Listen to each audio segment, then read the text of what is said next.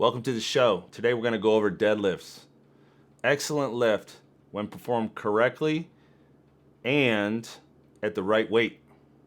Now today's video is going to be a little bit more over just your general physical fitness. I like to put them into three categories. You have training for sport or performance, general physical fitness, and then special populations. Today's programming is going to be in that middle for just your general physical fitness. We can address the deadlift for special population and sport later, but today's going to go over what most of us would do: a hypertrophy training or a muscle development, general physical fitness training on a deadlift. I don't recommend going over 75% of your maximum 1 rep max. If you're testing, it's okay, but I definitely wouldn't go to a failure point with general physical fitness.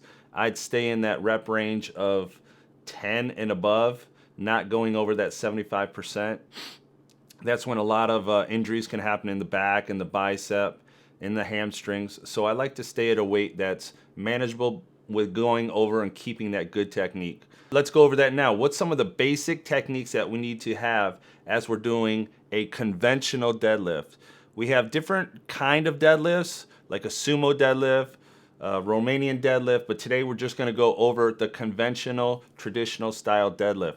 Let's go to the video, break it down. All right, here we are. We got a front and a lateral view.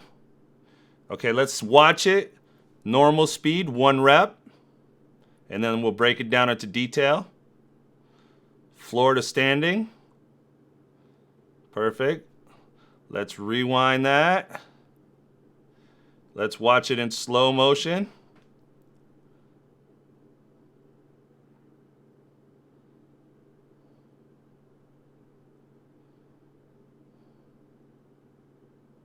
Looks like I'm all bundled up. Must have been cold in the gym that day. Let's rewind that one more time and break it down. All right, so as we approach the bar and we set up, we want our feet to be under our hips. Okay, our toes are pointing forward so that we can potentially get the most torque in our feet. So hips, straight down to our feet, straight line, feet straight.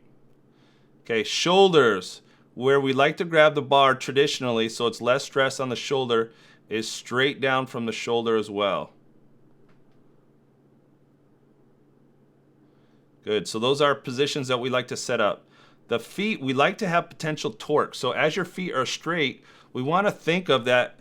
We grab the ground and we start to think of, can I create torque in my hips and glutes? I want to think of tearing the floor in half.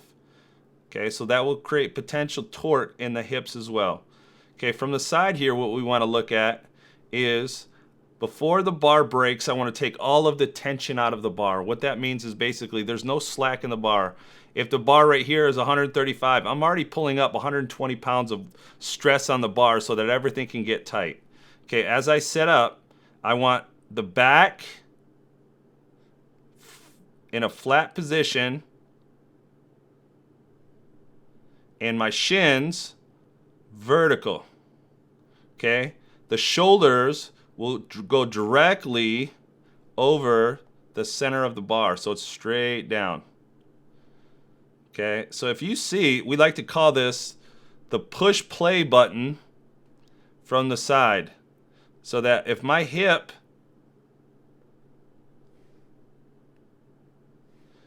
and there's the push play button.